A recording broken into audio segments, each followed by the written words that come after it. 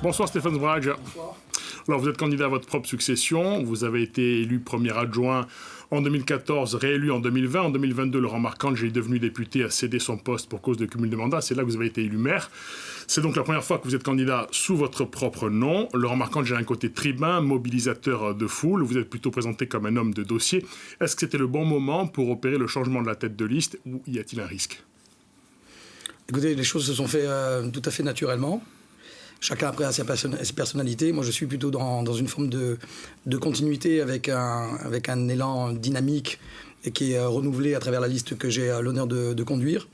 Le premier mandat, c'était 2014, sur un programme que nous avions élaboré ensemble qui s'intitulait Ajaccio 2030. Un mandat de fondation sur le premier mandat, un mandat de réalisation sur un second mandat et un mandat de continuité que nous sollicitons auprès des Ajacciens et des Ajacciennes. Donc on est plutôt, je dirais, dans une continuité maîtrisée de ce que nous avons entrepris ensemble depuis 2014. En tout cas, le contexte politique a changé. En 2020, vous aviez été élu dès le premier tour, mais c'était la période du Covid. On était un peu à la veille du confinement.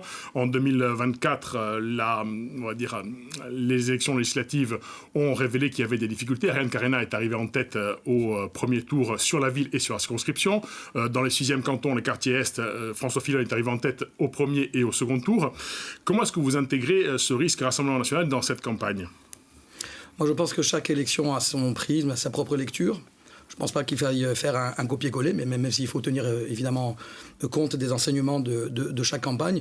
Moi, je vous l'ai dit, nous sommes dans un exercice de restitution de bilan, de 12 années de travail.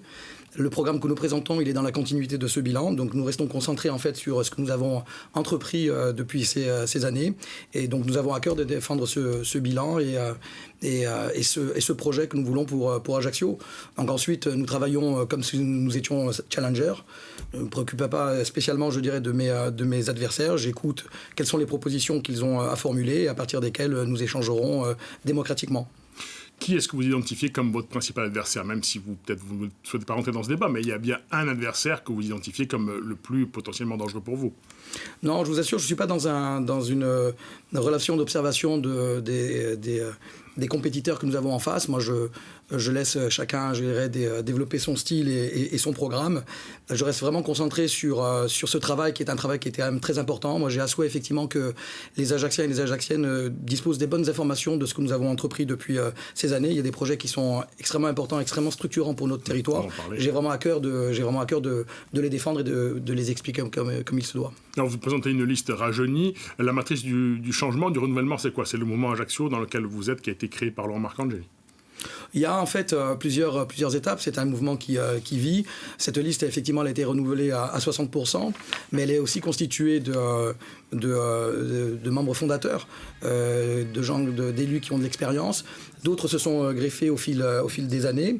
Et puis, de nouveaux visages sont venus enrichir cette liste qui, aujourd'hui, représente vraiment un panel très représentatif et très élargi d'Ajaccio. Ce sont des hommes et des femmes passionnés de leur ville qui représentent tous les quartiers de la ville, avec leurs compétences et surtout un dénominateur commun, une envie de participer à l'aventure et de poursuivre ce qui a été initié en 2014. Assez peu de personnes connues parmi les nouveaux, finalement, si ce n'est peut-être la bâtonnière Raphaël de Constance.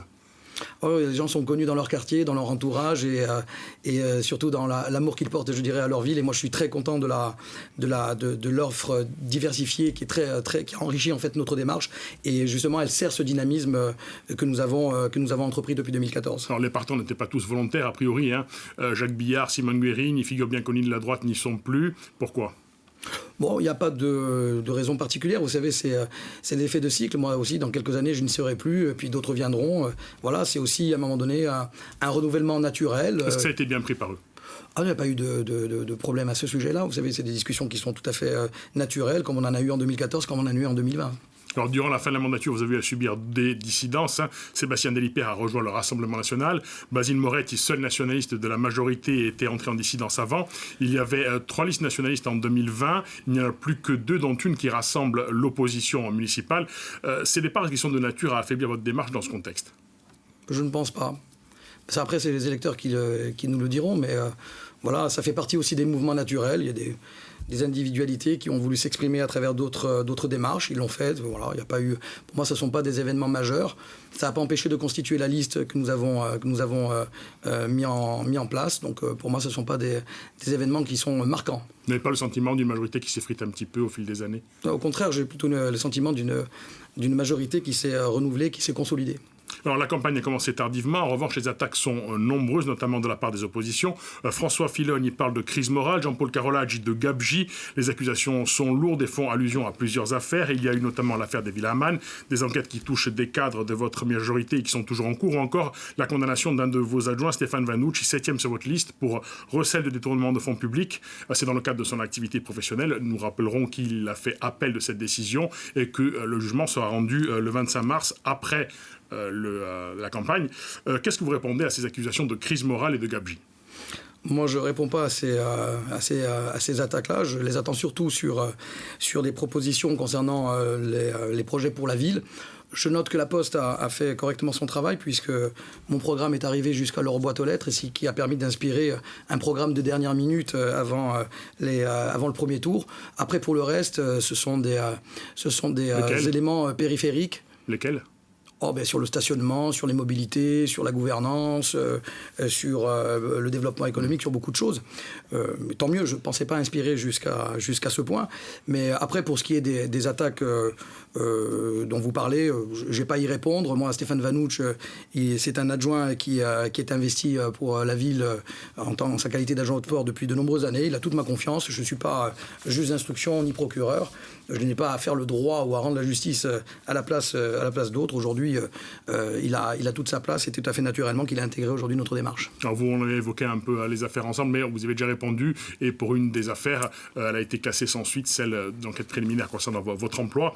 Les propos sont durs, de toute façon, en cette fin de campagne, sur les réseaux sociaux notamment. On a vu une candidate, Charlotte Chase, qui a même été menacée sur les réseaux sociaux du fait de l'assassinat ou le meurtre de Quentin Deranque, ce militant de l'ultra-droite. Est-ce qu'on ne rentre pas finalement dans cette campagne dans une part d'irrationnel? Oui, moi je suis jamais sorti, je dirais, du cadre de la campagne municipale qui consiste en fait à présenter, je dirais, à celles et ceux dont on sollicite le suffrage, bien des projets pour améliorer leur cadre de vie et pour présenter, je dirais, des perspectives d'avenir. Tout ce qui vient autour, pour moi, c'est toujours des réponses de pauvres. Voilà, ce sont des choses périphériques qui viennent... c'est un petit peu, malheureusement, un mal contemporain de vouloir développer cette animosité, cette agression. Moi, je ne participe pas, je dirais, à ce genre d'aventure. Je n'ai pas l'énergie pour ça, je ne fais pas de la politique pour ça. Et celles et ceux qui m'entourent ne sont pas du tout dans cet état d'esprit. Donc, je les laisse vaquer, je dirais, à leur hobby, si je puis dire. Mais ce sont des choses qui ne m'intéressent pas. Alors, parlons du bilan. Vous écrivez dans vos documents de campagne que 300 millions d'euros ont été investis durant le mandat passé. Si vous deviez résumer ce que vous avez fait en quelques mots, qu'est-ce que vous diriez? Bien, nous avons mis en place un projet structurant avec des réalisations qui sont très importantes et sur le plan de la culture, des équipements sportifs, l'amorce aussi de l'aménagement des futurs écoquartiers où il sera question de logement, où il sera question de développement économique, des questions aussi de mobilité, des questions aussi de préservation de notre identité et de notre patrimoine. Donc tous ces sujets à travers un projet urbain qui, je pense, n'a mis de côté aucun thème qui concerne le quotidien de nos concitoyens. Et donc, je pense qu'aujourd'hui, dans ce deuxième mandat, on peut effectivement apprécier des réalisations qui est en train de moderniser et de transformer durablement la ville. On a vu ce parti pris au niveau de la revégétalisation de notre centre-ville, l'aménagement des places urbaines, la restitution de places publiques. Donc, ce sont des sujets sur lesquels, effectivement, nous avons travaillé à tous les niveaux. Et donc, voilà, c'est une politique d'investissement qui était très forte dans un contexte très tendu. Je rappelle la crise Covid, la crise économique, parfois pas souvent aidée aussi par nos partenaires institutionnels. Nous n'avons pas exercé... La collectivité de Corse? La collectivité de Corse en particulier.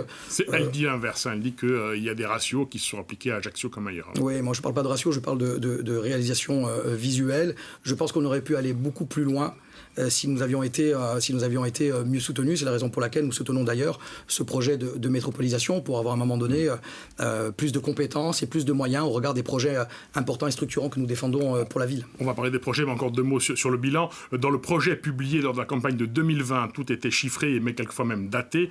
Au chapitre équipement culturel, il était écrit « Construction d'un nouveau conservatoire de danse et d'art dramatique Henri Tomasi, livraison 2021 », c'est écrit, coût des travaux 6,7 millions d'euros. On est assez loin du compte finalement, sur le coût des travaux et sur la date de livraison. Oui, vous savez, il y a toujours des écarts entre le projet et le réalisé. J'imagine que demain, vous faites votre maison, entre l'évaluation que va faire votre architecte et la réalisation après, à la réception des travaux. J'espère pas avec ces écarts, parce que ce serait triste pour vous, mais il y a toujours des écarts. Ce qui compte, c'est surtout qu'aujourd'hui, l'ouvrage, il est livré, qu'il va bénéficier, je dirais, à nos enfants.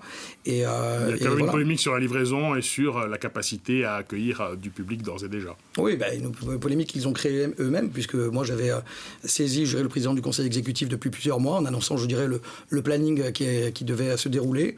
Donc après, voilà, c'est tombé dans un contexte de campagne. On a voulu en faire, je dirais, un argument de campagne un peu détourné. Bon, on a vu comment ça a terminé. Le conservatoire sera ouvert très prochainement.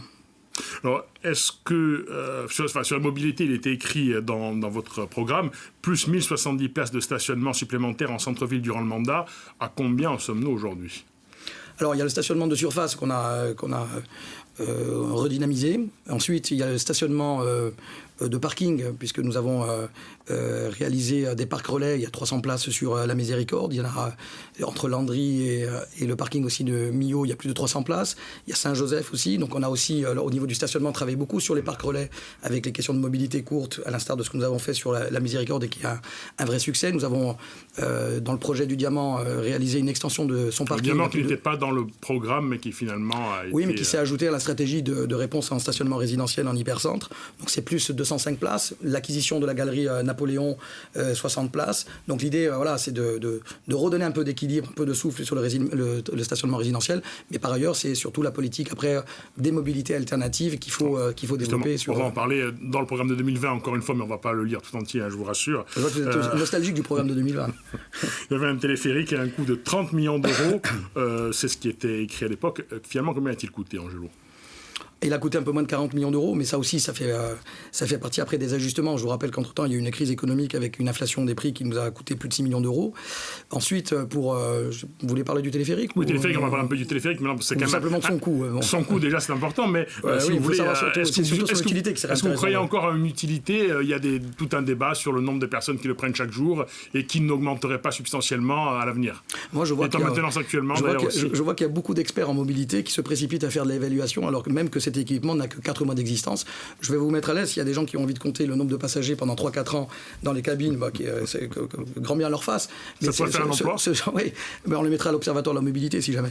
Mais ce qui est intéressant de noter, c'est d'abord ce genre d'équipement, il faut un temps d'adaptation et il faut le resituer dans une politique générale de mobilité qui veut proposer, au regard de cette situation de congestion liée à l'usage exclusif de la voiture, des modes alternatifs de déplacement urbain dans différents endroits de la ville, en fonction des usages, en fonction des besoins et en fonction des activités. Mais pour l'heure, est-ce que c'est une réussite pour l'heure ? Mais il est trop tôt pour parler de la réussite. D'abord, c'est pas la réussite du téléphérique, c'est la réussite d'une politique de mobilité qui vise à proposer des offres alternatives et combinées aux tout-voitures. Le téléphérique vient s'agréger en fait à la navette maritime. Vous savez, la navette maritime, quand on l'a créée en 2016, on nous disait que c'était être une bêtise. Voilà, vous avez la navette maritime entre Ajaccio et Portich.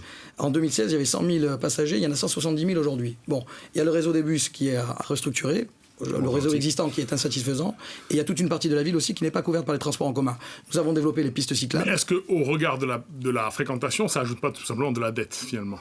Non, pas du tout. Mais est-ce que vous avez vu une augmentation des impôts récemment pour financer le téléphérique ? Non. Vous savez combien coûtent les transports en commun à Ajaccio ? Les bus ? C'est 11 millions d'euros. 11 millions d'euros, sur les 11 millions d'euros, vous avez 1 million d'euros sur les recettes commerciales, 10 millions c'est le contribuable. Bon, les transports en commun il y a toujours des contributions publiques pour équilibrer. Sinon, vous payez votre ticket de bus à 15 euros. Epsilonesque, ou en tout cas peu s'en faut, c'est pas énorme en tout cas. Un dernier élément sur le téléphérique, 2 candidats au moins disent que s'ils sont élus, ils vont envisager peut-être de le démonter, voire de revendre, mais qu'ils attendent pour cela de faire un audit et de savoir la réalité du contrat passé avec Poma. Qu'est-ce que ça vous inspire ? Écoutez, moi ça m'inspire... Ça m'inspire un sourire en demi-teinte. On n'est pas à la fac. Le téléphérique, c'est pas un Lego. Donc, vous jouiez au Lego à la fac? Bah écoutez, selon les cours, ça dépendait. Mais en tout cas, c'est pas, on prend pas un outil, on le démonte, on le remonte. Enfin, bon, je veux dire, c'est pas quelque chose de, ça me semble pas très très sérieux.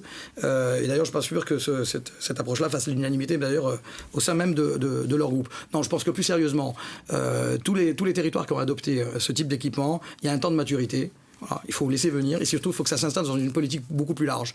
Voilà. Vous ne recueillez jamais un enthousiasme spontané, immédiat lorsque vous installez un équipement qui vise à changer les comportements en termes de déplacement urbain. Voilà. Donc ça prend du temps. Au chapitre des mobilités, le début de la campagne a été marqué par un conflit social à Mouvitar. Les accords d'entreprise ont été dénoncés par la CAPA, puis de nouveaux accords sont actuellement en vigueur. Mais là aussi, ils sont évolutifs. Le moment de la campagne n'est peut-être pas le bon pour négocier. En tout cas, si vous étiez réélu, que proposerez-vous sur ce secteur? Mais il y avait un double travail.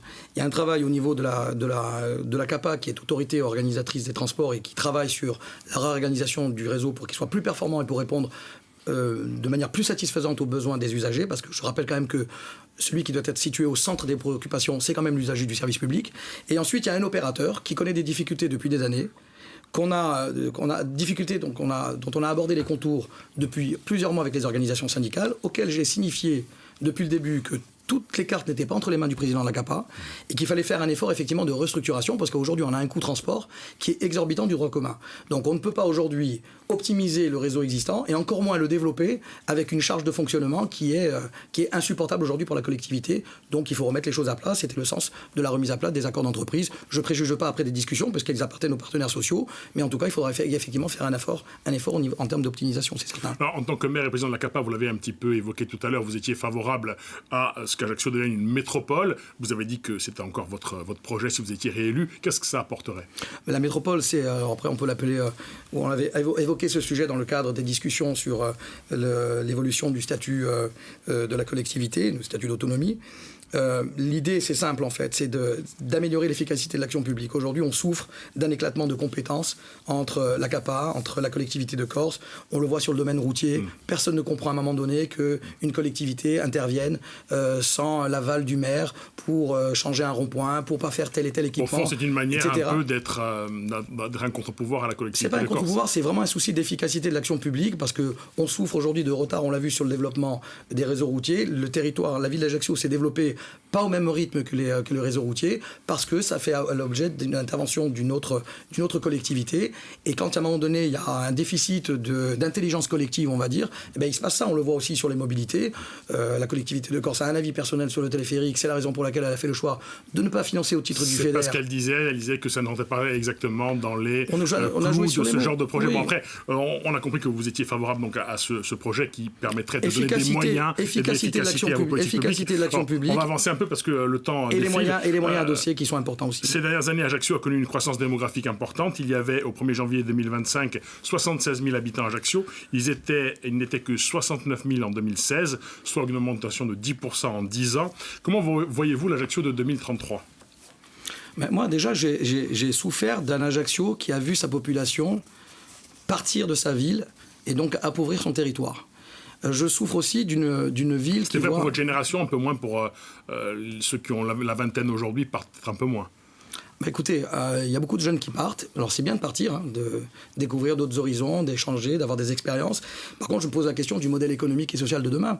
Si vous avez que des jeunes qui partent et que les ressources vives de votre territoire, à un moment donné, n'ont pas de perspective pour pouvoir investir, pour pouvoir développer de l'activité ou trouver de l'emploi, eh bien, dans 20 ans, on se retrouvera avec 2 retraités pour un actif. Et je ne sais pas quel est le modèle économique qui peut soutenir, je dirais, une ville comme ça. Donc, il y a, dans nos politiques publiques, il est question pour nous, effectivement, d'offrir des perspectives en termes de création d'emplois, de développement économique. C'est donc, de continuer, finalement, sur ce trend. Mais après, vous parlez de seuil, parce que j'entends la peur d'être trop nombreux, etc. Mais moi, je ne connais pas le quantum, je dirais, l'optimum de Pareto sur le sujet. Ce que je sais, c'est par contre, c'est que parallèlement, on a une politique d'aménagement du territoire qui développe. Est-ce que cet aménagement suit l'accroissement de la ville ? Ben, vous voyez qu'en tout cas, l'aménagement dont il est question, c'est la création de deux nouveaux quartiers, deux futurs écoquartiers, où il sera question de logement. Je rappelle quand même à Ajaccio, vous reprenez rien que les indicateurs sur le logement social, vous avez un peu plus de 2500 demandes en attente. Il s'agit surtout d'Ajacciens qui peinent à se loger, en particulier les jeunes. C'est la raison pour laquelle nous avons, nous, sous notre schéma d'orientation, donné une priorité, un axe fort en direction du logement pour nos jeunes, en corrélation d'ailleurs avec le développement économique, parce qu'on sait souvent qu'un des freins, c'est à la création d'entreprises, c'est justement de ne pas pouvoir bénéficier de logements, etc. Donc à un moment donné, il faut aussi que... Et l'immobilité aussi, c'est un sujet qui touche à l'aménagement. Si vous avez des difficultés à vous déplacer sur le territoire, c'est... Vos opposants disent que vous n'avez pas fait assez pour réguler. Qu'est-ce que vous leur répondez ? Bah, écoutez, moi, j'ai commencé à travailler sur la question du logement avant la mode du Airbnb. Nous avons, à l'échelle de ce que peut faire un maire, rendu obligatoire les procédures d'inscription. Nous avons récemment, et d'ailleurs l'opposition a voté, lors du dernier conseil municipal, pris une délibération sur les servitudes des résidences principales sur les futures constructions. Ensuite, il faut savoir de quoi on parle à Ajaccio. C'est quoi le Airbnb à Ajaccio ? 80% des biens qui sont sur le marché sont des résidences principales. Vous allez empêcher des gens qui sont propriétaires de louer 120 jours par an. Est-ce que ce sont uniquement des gens qui sont en résidence principale, selon vous, qui laissent leur logement pour aller au village ? Mais en tout 80%. Vous avez 8% de résidences secondaires à Ajaccio. Il ne faut pas agiter les chiffons rouges. Ah, vous n'avez pas 60 ou 70% de résidences secondaires, c'est pas vrai. Bon, Oui. Il nous reste peu de temps, juste en une minute, peut-être un peu moins. Votre projet, comment vous le synthétiseriez-vous dans cette campagne ? Votre projet pour le mandat à venir ? En une minute. En une minute, nous, on est dans une logique de cohérence de ce que nous avons entrepris depuis 2014. Nous avions intitulé cela Ajaccio 2030. Il y a sur les rails aujourd'hui des futurs quartiers qui vont sortir, où on va traiter du logement, on va traiter de mobilité, on va traiter d'équipements publics, que ce soit pour le sport, pour la culture, pour le développement économique. Donc on est dans cette dynamique-là, on est dans une dynamique aussi de rééquilibrage territorial, de cohésion territoriale. On doit beaucoup travailler aussi sur la partie ouest de la ville. Donc on est vraiment dans cette logique-là justement de donner des projets structurants pour nos territoires et pour assurer un avenir pour nos jeunes. Un mot sur le second tour, en tout cas à la fin du premier tour, on va envisager un seul cas de figure, celui où François Fillogne pourrait l'emporter. Est-ce que vous tendez la main aux trois autres listes, nationalistes et de gauche ? Moi, je tends la main aux Ajacciens et aux Ajacciennes avec mon équipe, et je ne suis pas dans des réflexions combinatoires. Je reste sur ma trajectoire en défendant notre bilan et notre projet. Merci Stéphane Zroy, je remercie ce cas de figure se présente ou pas. Subito, su politica come vostro giornale in lingua rossa presentato stasera da Frédéric Danesi.